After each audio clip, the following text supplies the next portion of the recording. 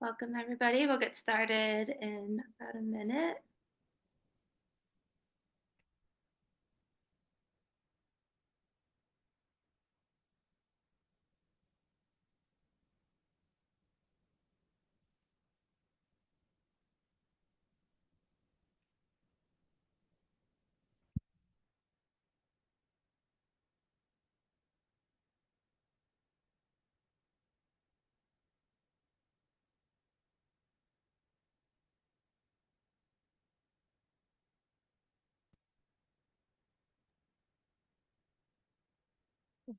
Gotta get the slides.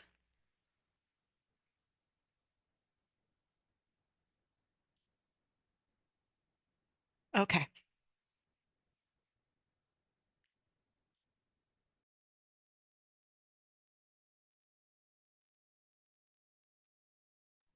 We'll get started soon, everybody. Thank you for being here.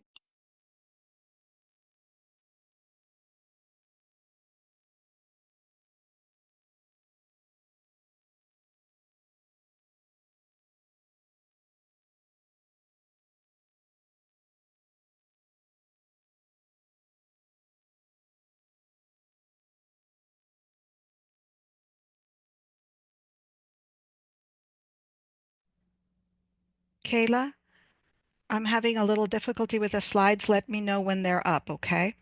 Will do.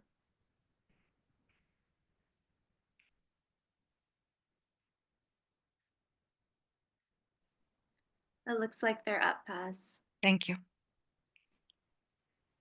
Okay, let's get started. Hi, everybody. My name is Kayla Jacobs. I am the Youth Mobilization Program Manager for Catholic Climate Covenant. I am also the Interim Policy Advisor. And thank you for joining us for this webinar, which is focused on state level advocacy. Before we begin, we have some housekeeping information. This session is being recorded, and a link to the recording will be sent to everyone registered within the next 24 to 48 hours. Please submit your questions in the Q&A box, not the chat, the Q&A. If you know who the question is directed to, please add that information to your question. With such a large group attending, we will probably not get to all of your questions, but we'll try our best. The chat of Zoom is available for you to chat with others attending the session. Remember to always be civil in your interactions in the chat. And now we will begin in prayer. In the name of the Father, the Son, and the Holy Spirit. Creator God, all things live and move and have their being in you. We praise you, God, for the earth that sustains life. Our demand for growth and an endless cycle of production and consumption are exhausting our world. The forests are leached, the topsoil erodes, the fields fail, the deserts advance, the seas acidify, the storms intensify. Humans and animals are forced to flee in search of security. You made us in your image with power and responsibility to seek the good for all in Earth's great web of life. Guide us and empower us to carry out our responsibilities and exercise our power to support all your good creation. We gather in the image of the Creator, who is a community of love. We gather in the name of the Redeemer, who reconciles all for creation. We gather in the presence of the Life Giver, who inspires new life and renews it. Amen. In the name of the Father, and the Son, and the Holy Spirit. Okay, again, thank you for being here. As we talk and discern about state level advocacy, as I mentioned, part of my role for the Covenant is to lead our Encounter for the Common Home campaign. Encounter is our advocacy network at the Covenant.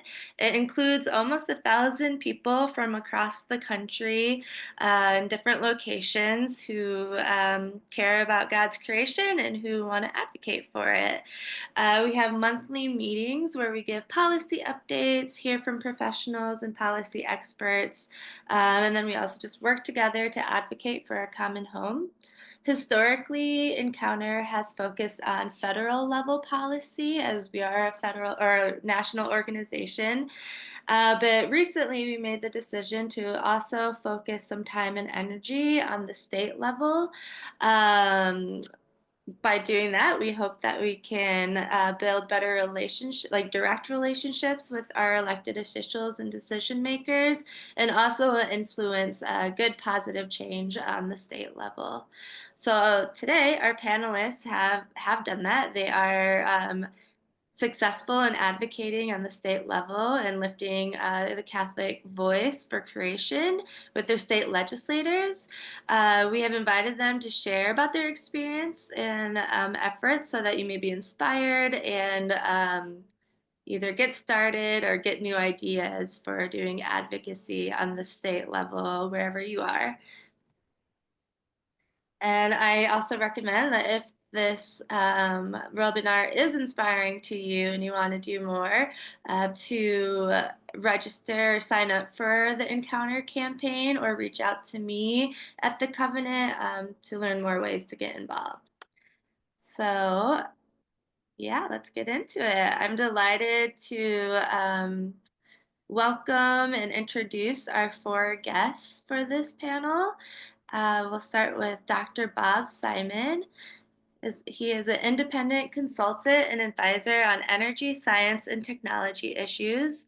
In addition to his professional consulting, he is active in assisting his local parish, the Archdiocese of Washington, and Catholics across Maryland with clean energy and climate issues through groups such as the Archdiocese of Washington's Care for Creation Committee and Maryland Catholics for Our Common Home. We also have Drew Reynolds. He is a social worker, consultant, and educator. He volunteers with Encounter Georgia, a nonpartisan and faith based Catholic advocacy organization, building relationships with legislators to support climate solutions for Georgia and beyond. He is active in his home parish at St. Thomas More Church, particularly on the parish's green team. Emily is a junior in high school. She joined the Catholic Climate Covenant in 2023 as part of our Catholic Youth Leadership Program. In the program, she is part of organizing and hosting a climate summit for high school students throughout the Boston area. Through the through the Youth Leadership Program, she attended 2 Massachusetts Youth Climate Coalition lobby days, where she was facilitator of both meetings with her state legislators. Inspired by Catholic activism she encountered, Emily co-founded her school's environmental club with 2 of her classmates, and they focus on advocacy and sustainability in their school. Scott Porter joined the Catholic Conference of Kentucky as Associate Director in May of 2024. He is an attorney who has represented public interests and concerns in environmental conservation and social issues, and has had the opportunity to work with many public interest groups, nonprofit organizations, local and state government agencies, and the legislator in the formulation and implementation of public policy. He continues this work with the Catholic Conference and the implementation of the principles of Laudato Si in legislation and policy. And so now I will pass it over to Bob to speak. Thank you.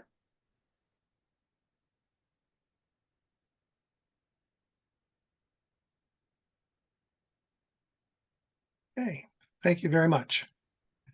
And let me see if I can you all see my slides? Yes. Great. Okay, then I'll get started. So I'm Bob Simon. I'm a parishioner at St. Camille's Parish in Silver Spring, Maryland, and I'm one of the people who works on state level advocacy in the state of Maryland through an organization called Maryland Catholics for Our Common Home. I'm very glad to see that at least 3 members of the core group are on the webinar today. Doug Demio from Lady of Mount Carmel near Baltimore, Simone Blanchard from the sister who works with the Sisters of Bon Secours, and Sister Mary Jo Stein from the Daughters of Charity. There might be others, and if I've missed you, I apologize. If you are looking at this, attending this seminar, webinar, and are from the state of Maryland, and you would like to get in touch with us and join our efforts, please put something about that in the chat and we will get to you. Um, so, Maryland Catholic Church Common Home is a grassroots effort. It's across the three dioceses that map onto the state of Maryland: the Archdiocese of Washington, Archdiocese of Baltimore, and the Diocese of Wilmington. And it's focused on climate and environmental legislation being considered by the Maryland General Assembly, which is our sort of local name for our state legislature. And we look for and try to support key bills that combine, as Pope Francis would say, hearing the cry of the earth and hearing the cry of the poor. Um, now, of course, we're a lay group, we're a volunteer group, we're an informal group.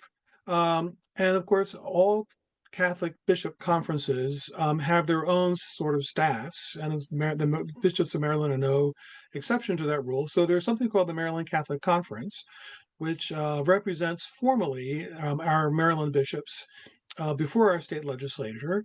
Um, we are not them, and we're pretty careful in all our communications to not allow people to confuse us with them, both to maintain good relations with them, um, and then to prevent confusion. When people hear from us, we don't want them calling up the Maryland Catholic Conference and asking them questions about us if we can answer them ourselves. That said, we do communicate on a regular basis, and we have very good relations with the staff of the Maryland Catholic Conference. They often support many of the same bills that we do. And so we have a good relationship with them, but we are careful to be honest with people about who we are. We're an independent lay-led group. We do our own grassroots lobbying, of course, but we do work in cooperation with other groups. And here's logos of some of them: the Maryland League of Conservation Voters. We have two interfaith groups in Maryland. We have a local chapter of Interfaith Partners, Interfaith Power and Light, as well as Interfaith Partners for the Chesapeake. So, as I mentioned, we have a core group of about 25 members from across the state. Each year, we participate in an annual prioritization process that is undertaken by the broad environmental community in Maryland to pick what their top 3 priorities for the coming year will be. That's in November. We leverage that discussion to identify our own top priorities. This year, we have 7. We communicate our priorities to the Maryland Catholic Conference to keep in touch with them. And when the legislative session starts at the beginning of January, we sort of finalize our list. Um, it's always good if you're advocating for more than one thing to have what I would call an elevator speech. And so our elevator speech for this year is sort of 8 words. Our 7 bills sort of fall into 4 categories: cleaner energy, less waste, more justice, and faster progress. And I will briefly mention what the bills are. I'm not going to talk about them at great length, because that's not really what the webinar is about. But under cleaner energy, there's a bill to make it easier to build out solar, renewables, and battery powered storage in Maryland. There is a bill called the Reclaim Renewable Energy Act, which is taking trash incineration out of our state's renewable portfolio standard. Under the heading of less waste, we have a bottle bill to introduce the bottle deposit system in Maryland, such as exists in 10 other states. There is a bill that is focused on reducing and diverting wasted food from landfills.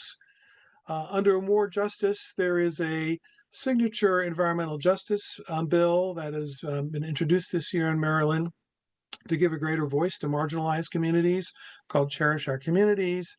And under Faster Progress, there is a bill to sort of line up the state's transportation policies with its climate policies, and also a bill to raise money for climate programs in Maryland by imposing a charge on historic polluters of greenhouse gases.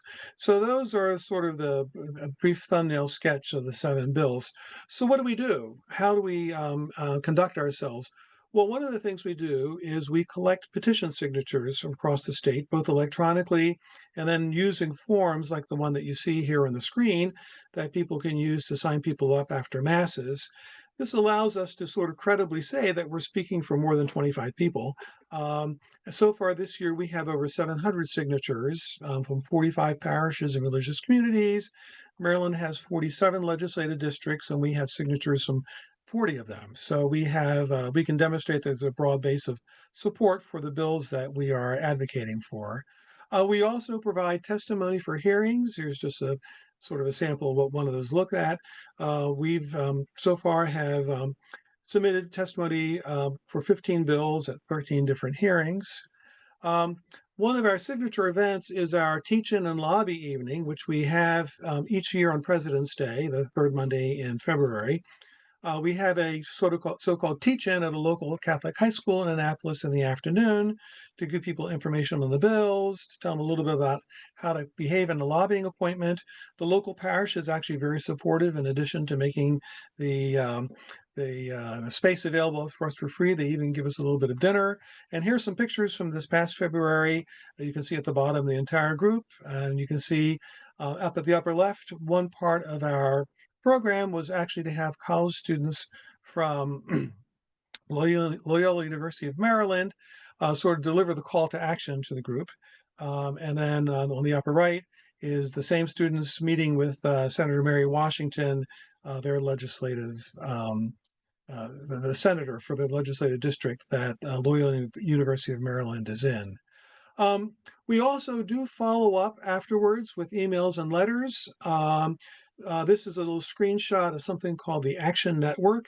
It's a free advocacy tool for progressive groups that you can also pay for it, but there's a sort of a minimal level that we use for free. And we use that as a means of targeting emails to people who sign our petitions to encourage them to follow up if the member from their district is actually on a key committee. In this case, this screenshot is for people who were on our Environmental and Transportation Committee of our House of Delegates. Basically what I would say is, what we have learned, we've been doing this since 2019, so this is our 6th or 7th year. It's learning by doing. Each year we have more participants and we have better ideas for organizing our efforts. So we learn from whatever mistakes we made or suggestions for improvement that come our way. And, our contributions as a faith-based voice are valued by other environmental groups.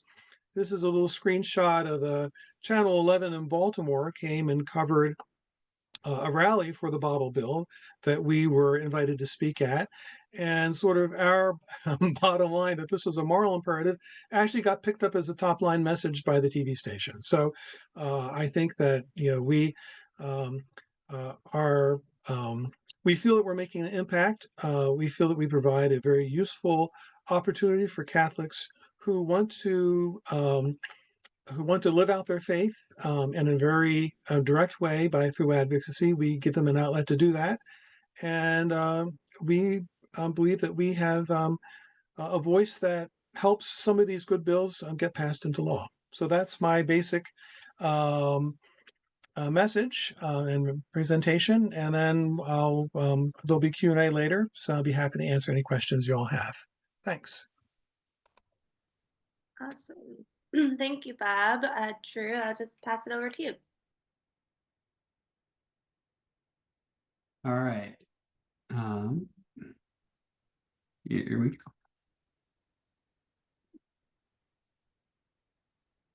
All right. Well, it's great to connect with you all. My name is Drew Reynolds here from Atlanta, Georgia.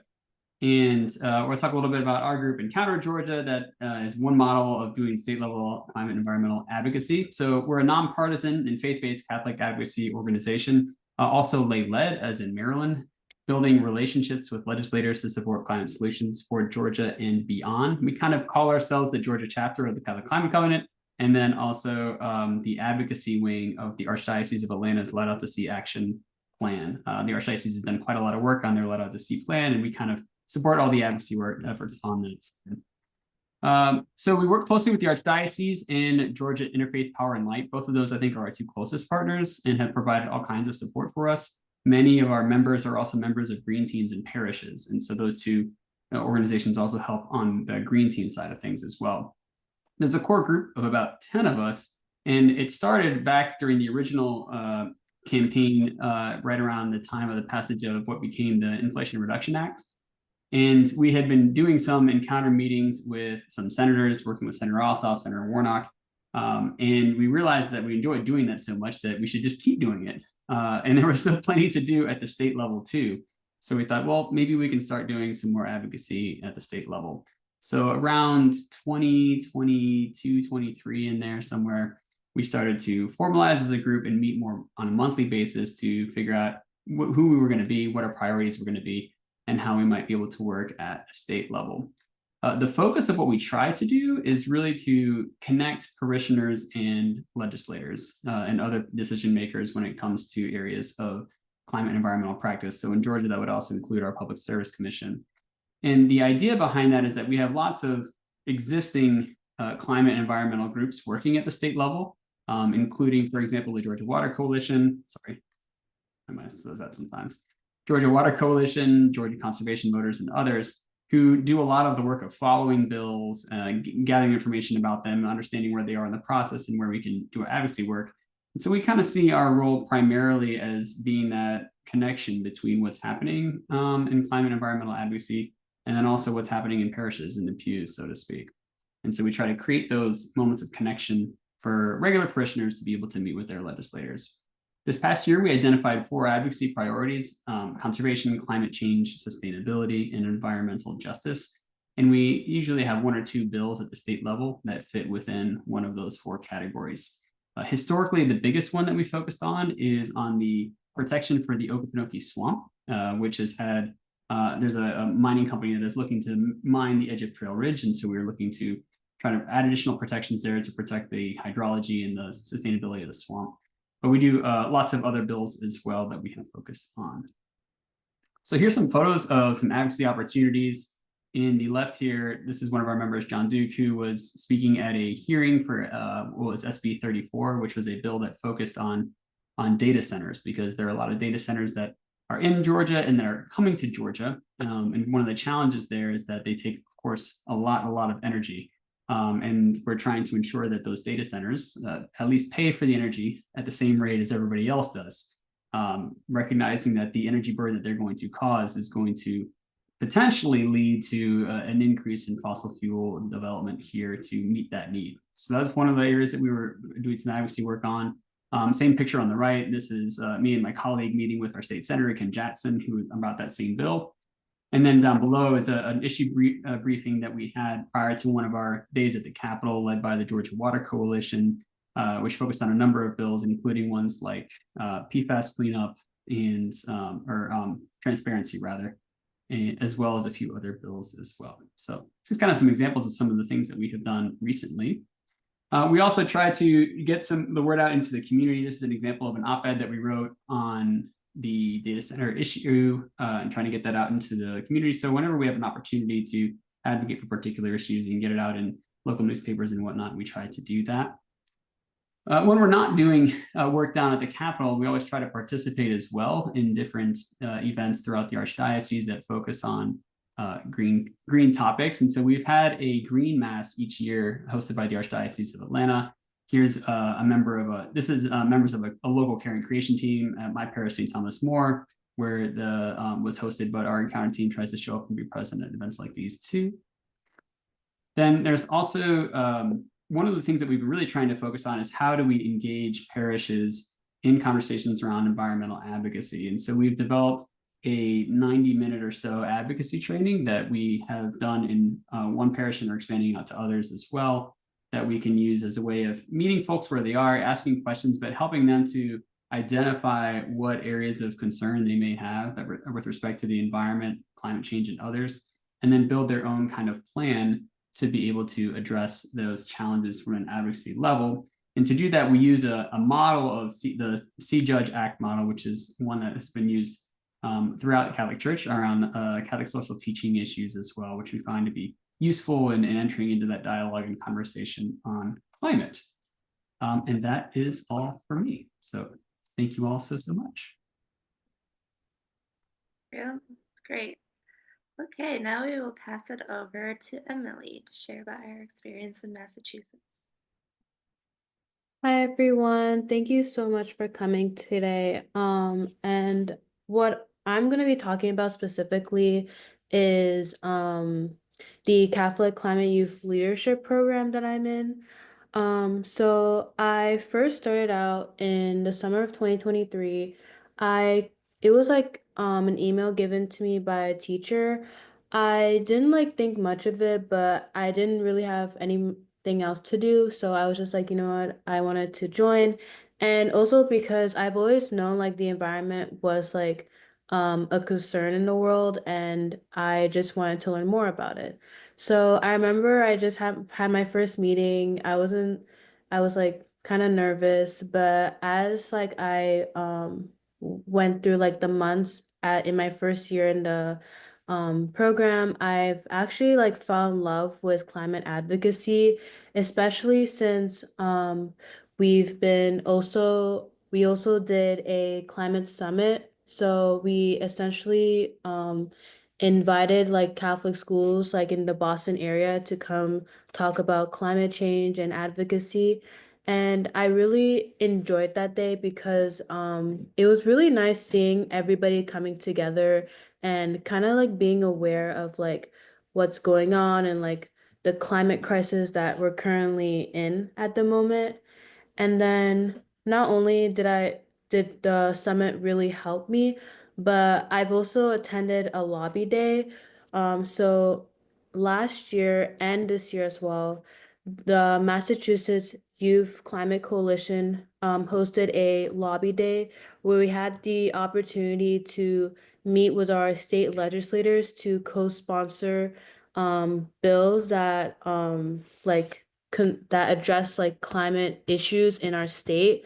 And I remember when I first went there, it was like a very like kind of like almost life-changing experience because I never like I wasn't even sure who my legislator was, and I was just like really interested in that because I was like, oh, I like get to actually meet with somebody who actively like contributes to laws, and I could help them convince to pass a bill, to like co-sponsor a bill that like helps the climate. And I remember I went there and I was a bit nervous, but it was also very like I guess it was like a really cool experience because I also got to do it with some of my classmates, and we did it together, and it was like a kind of like a really fun experience for me. And this year, I actually got the chance to be a facilitator. So I actually like kind of like organized and like kind of like led the meeting. And I actually got my senators, Senator Keenan, to co-sponsor an air quality bill that address the issue of like air quality being like worse off in more underserving and marginalized communities. And it was like a really like transformative experience for me.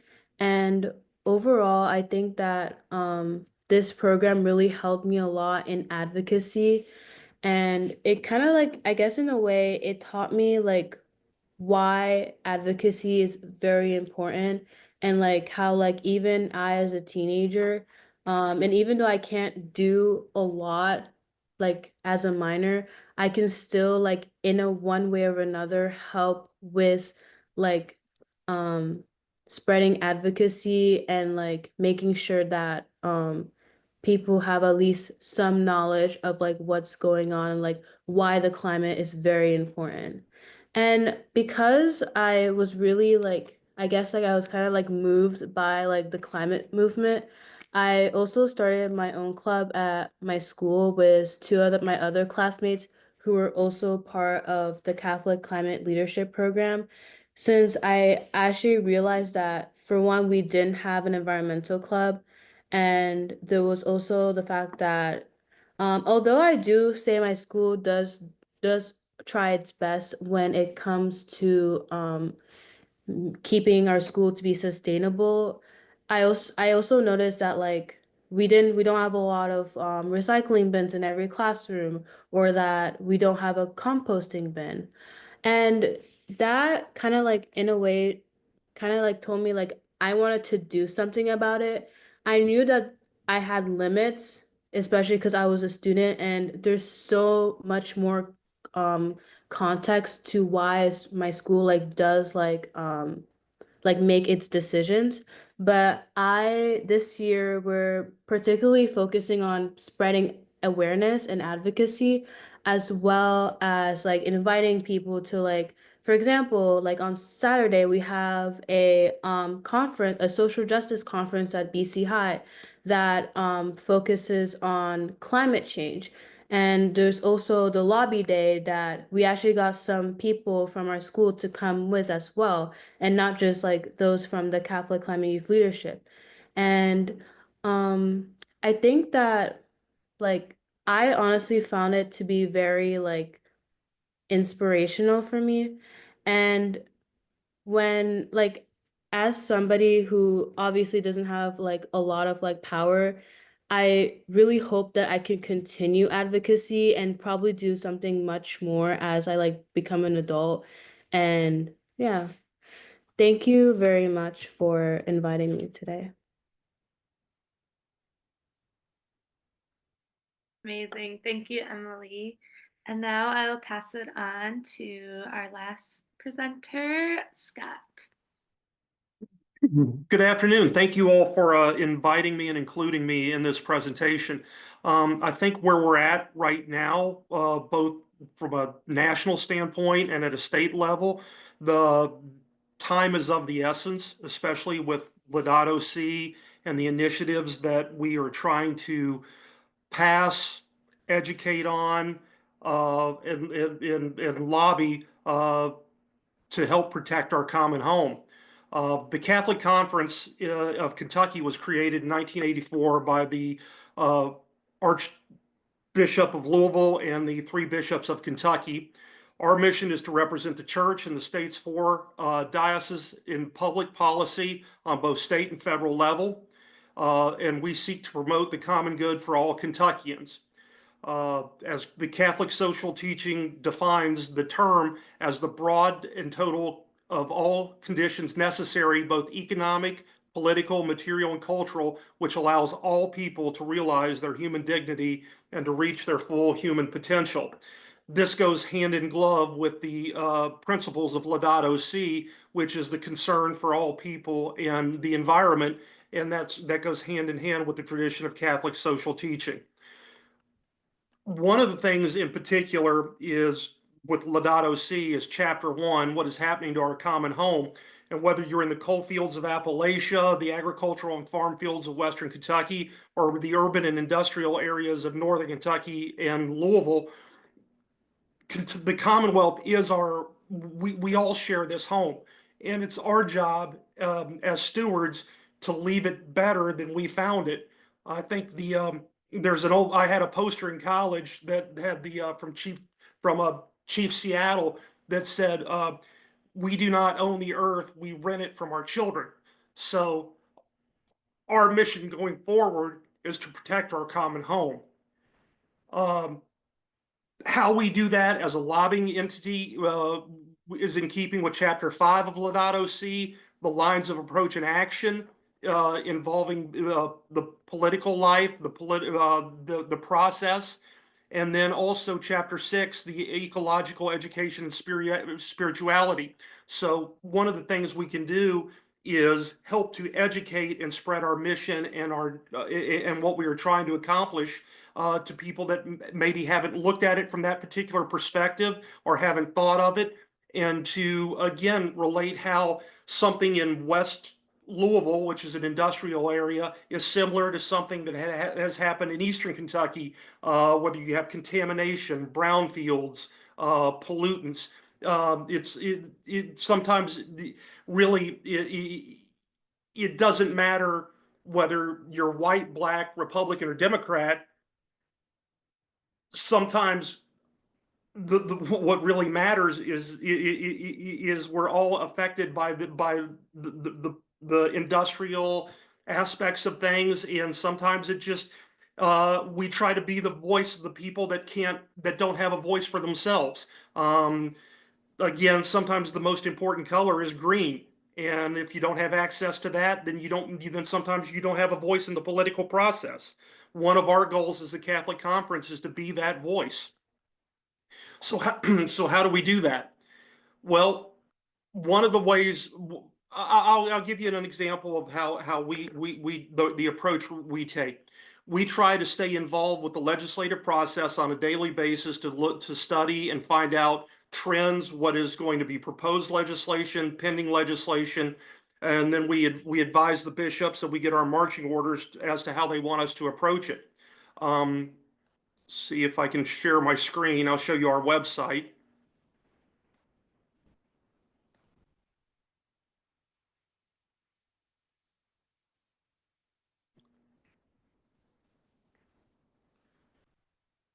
Yeah, this is our website where you have the ability to become a faithful citizen advocates. You can sign up. You can find your legislators.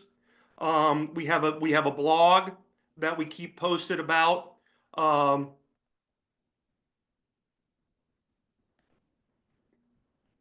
this keeps us posted on initiatives that are pending in front of the legislature and keep people posted about that.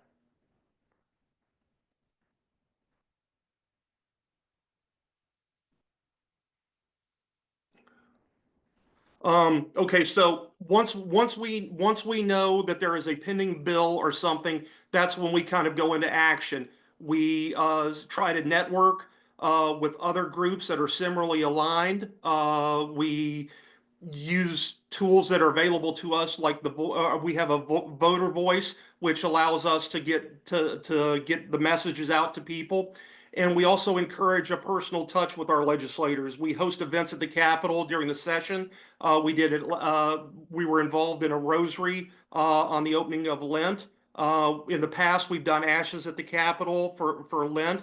We also host events for the 4 dioceses that come to the Capitol, Catholics at the Capitol, where we kind of introduce people from the 4 dioceses with their individual legislators.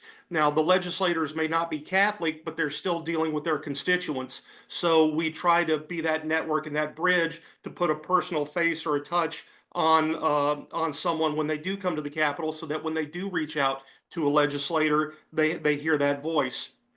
One thing we are also working on is we are partnering with one of the Catholic colleges in Northern Kentucky, Thomas More University, this spring, along with the Lumen Christi Institute, and we are hosting a public forum on restorative justice titled Justice, Mercy, and the Common Good.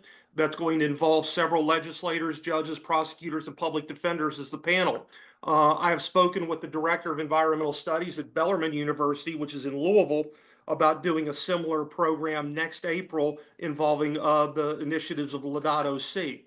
So those are things that we try to do to stay involved. Earlier this session, Kentucky does, in the odd years, we do a 30-day session, and then in the even years, we do a 60-day session.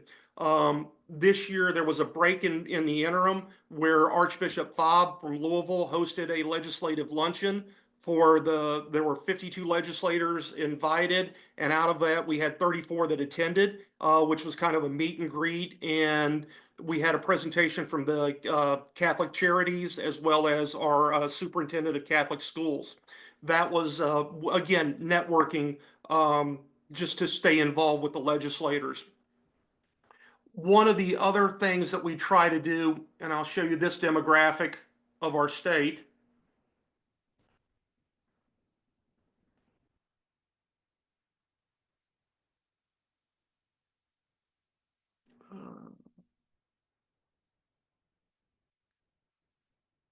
These are the 4 dioceses of Kentucky. The Owensboro Diocese is 32 counties. Louisville is 24 counties. Eastern Kentucky is 50 counties.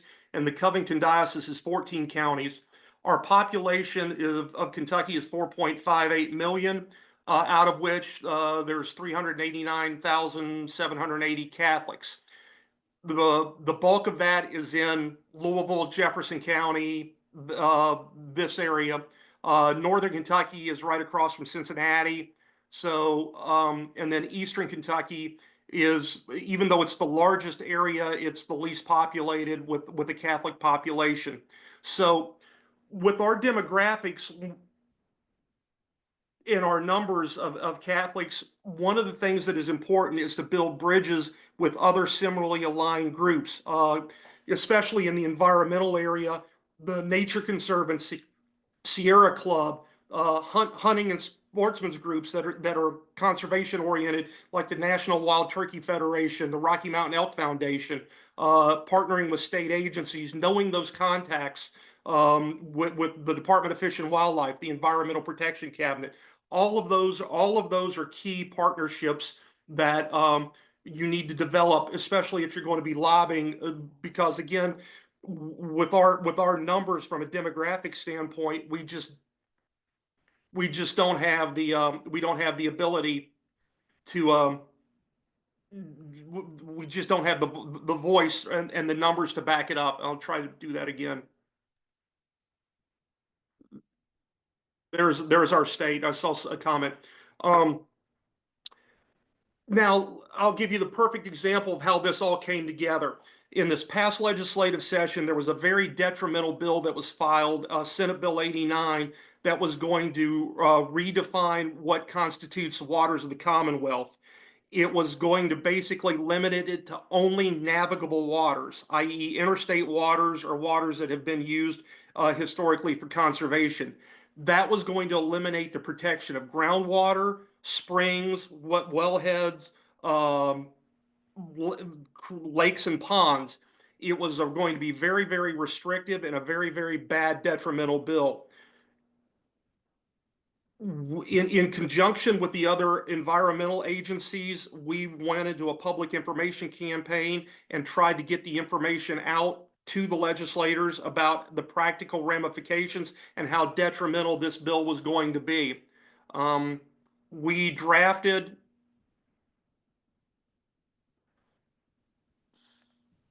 let's see, we drafted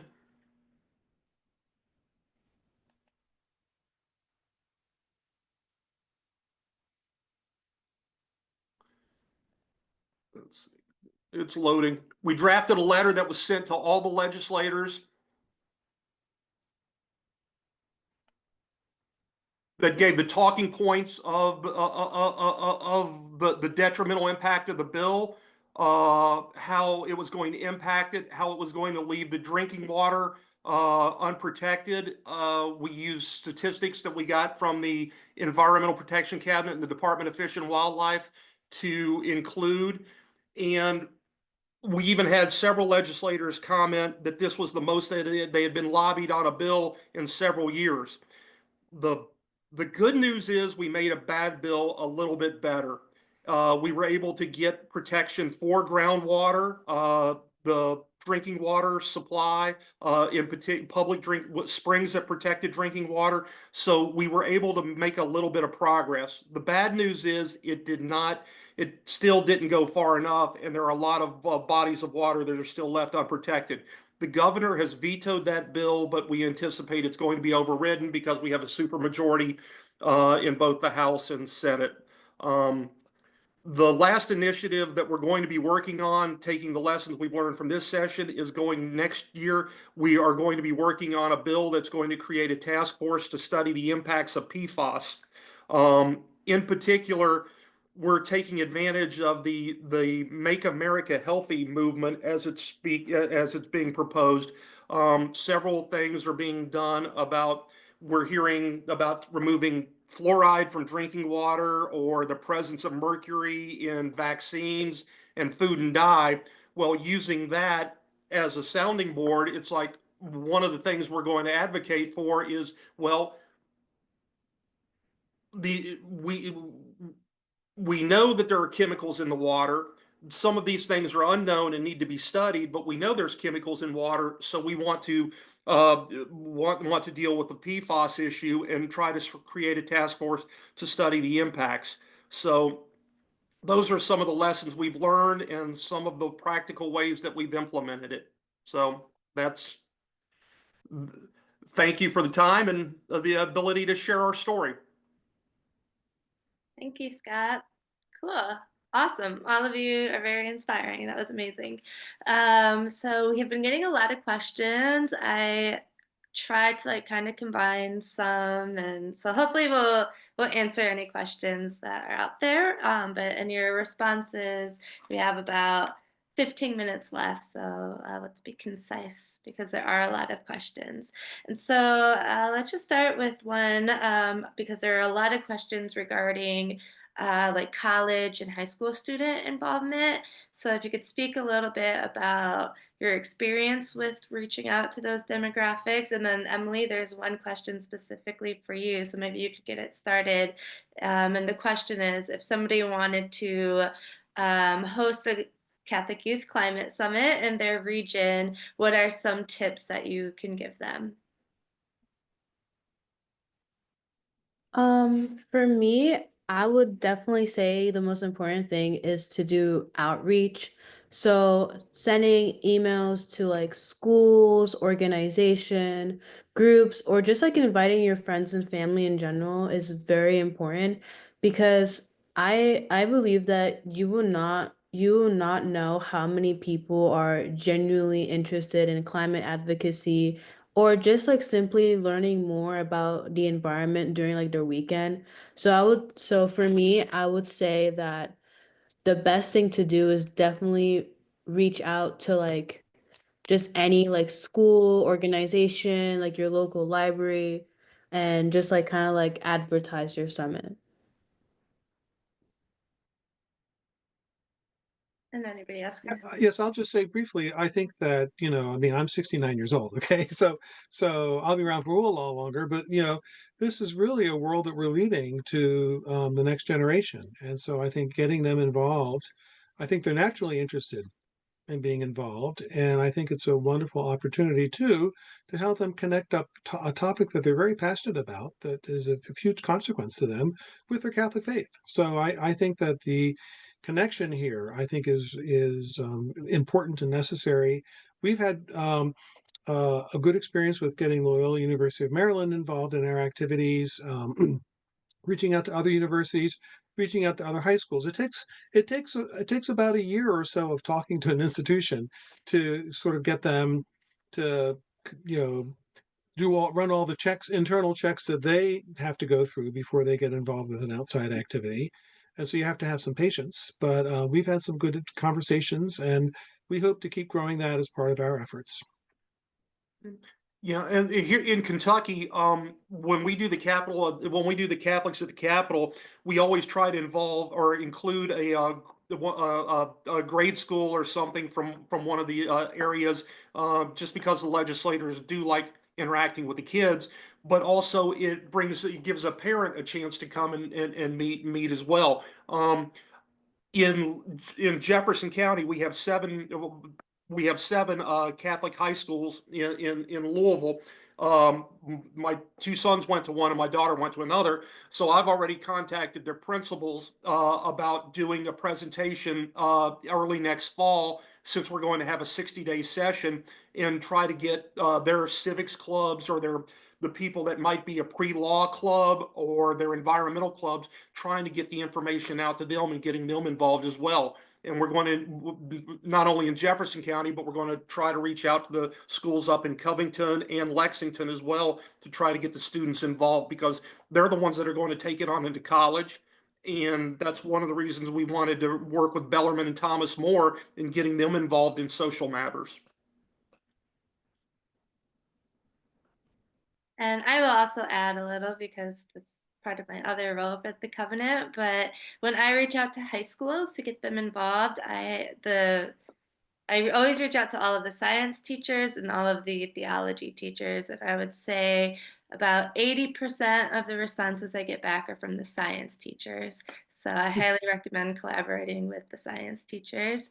And then also with our youth mobilization program, a key part of it is having the youth lead the efforts. And like, so Emily, you could agree probably that the summit is largely planned by the high school students. So it's not us giving them this event, and like we make the agenda, we do everything, like the students are doing that. And so finding those students who can take on those leadership roles. Okay, another question. It was kind of touched on a little bit, but maybe we could go in more depth about it. But how do you work with secular organizations and build those coalitions on certain bills? Well, in Maryland, we're fortunate that there are a large number of environmental groups that are active, and they naturally form coalitions around bills that they have as priorities. And so we're able to join with those coalitions, both for information sharing and to understand what's going on with a particular bill that's on our list. So we find that building partnerships with other organizations and utilizing their intelligence gathering capabilities is very helpful for us to understand what's going on.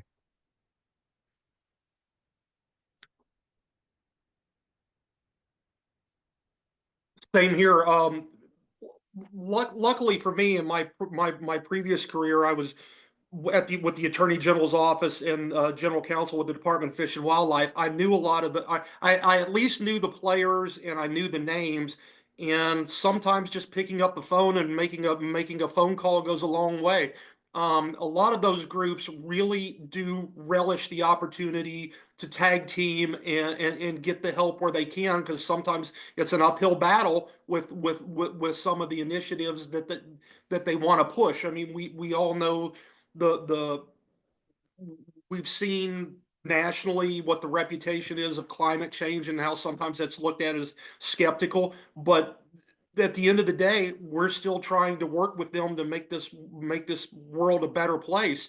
And just networking and willing to help share, work together goes a long way.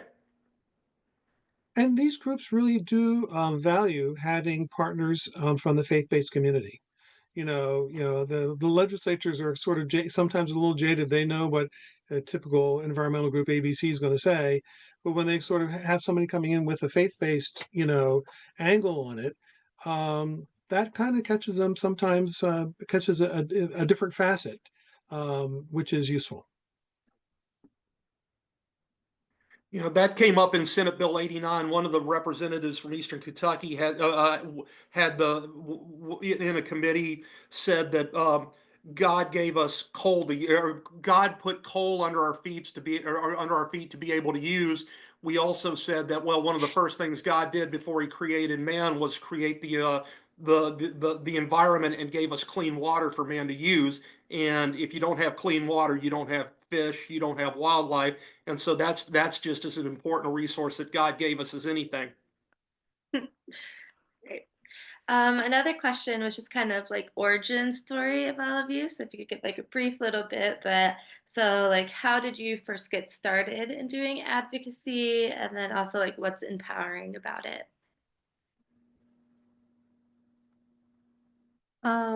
So I first started advocacy in the end of freshman year, going into my sophomore year. So it was like when my teacher sent this email about this like leadership group for climate advocacy. And at that time, I was just like, I wasn't really sure what I wanted to do in high school. So I just decided to try it out because I was like, still nice thing. And I guess like just like learning more about the climate and like seeing other youth like me doing advocacy and actually like making some form of an impact kind of like inspired me to keep going. And now I generally do love climate advocacy and just like, you know, learning more about the environment because honestly, joining the group made me realize that I did not know as much as I thought I did, and I'm still learning till this day. So I do say like if there's like an outreach for like climate advocacy, then definitely join it.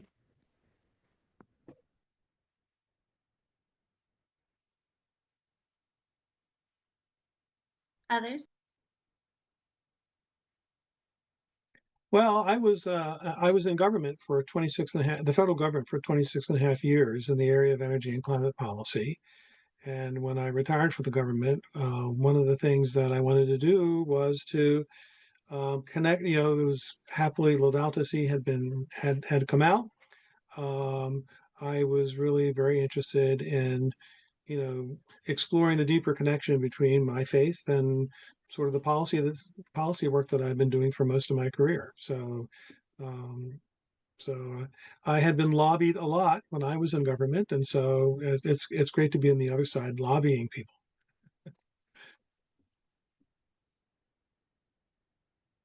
Can share a little bit about our origin story too. I came to this just as like a dad who was gardening with his kids and was like, all right, hey, maybe we should try to protect this earth that we're working with. But I say that because I think a lot of folks maybe on this call might say, oh, I don't have advocacy expertise. I'm not a lawyer. I'm not a scientist. Like I can't do advocacy. I can't start a group or get people together. And that's totally not true. You can work with people who have expertise. Other organizations can provide you the information you need. When we started Encounter Georgia, it was just 10 of us who were excited about doing something on the environment.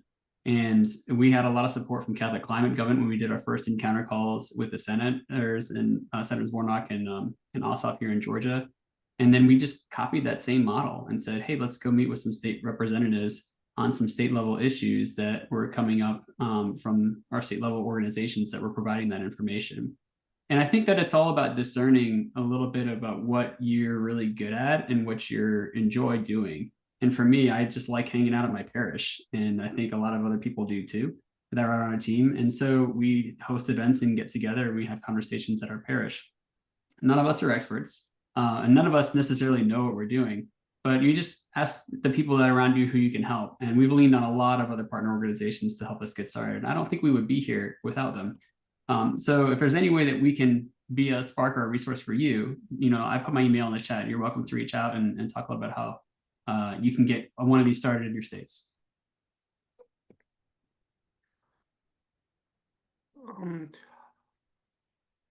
Well, my origin story literally goes back to almost my origin. My family's from Eastern Kentucky in particular. They're from Harlan County, and if you know anything about coal mining, you know the reputation of Harlan County. And going back for Easter and uh, summer, just got to see the impact and the damage that coal mining had done in that region, and I was uh, wanting to get involved in environmental studies or biology, and I went to college as a biology major. And 1982, 1983, that was on the heels of 3 Mile Island, Love Canal. The federal government passed RCRA and CERCLA, and that, in conjunction with my grades in organic chemistry, moved me toward law school. So. When I decided I wanted to practice environmental law, and after I graduated from law school, I went to work for the Environmental Protection Cabinet and then Fish and Wildlife. I worked for the largest metropolitan sewer district in Kentucky, implementing their consent decree. And I retired from there and came back to state government with Fish and Wildlife when Governor Brashear got elected. Um, just as kind of a message that when seeing what the federal government did with RCRA and CERCLA, with moving me more toward environmental law. As my career wound down, I started reading more about Laudato Si and decided um, this would be a worthwhile pursuit to continue my advocacy and to continue a stewardship and help carry out the mission of Laudato Si. So I was able to join the Catholic Conference and continue to work on initiatives here. Awesome. Thank you. So we are at the hour, and I know that there are a lot of other questions. And if you reach out to us, me or Paz, we'll be happy to find that answer for you or to connect you with any of the speakers. And this recording will be sent within the next day or two. And just another plug, if you're really interested in this kind of work and also meeting other people in your state who are interested, definitely check out Encounter for Our Common Home campaign. You can reach out to me for more questions about it. It's on our website as well, and we'd be happy for you to join us. Thank you all for being here. Thanks.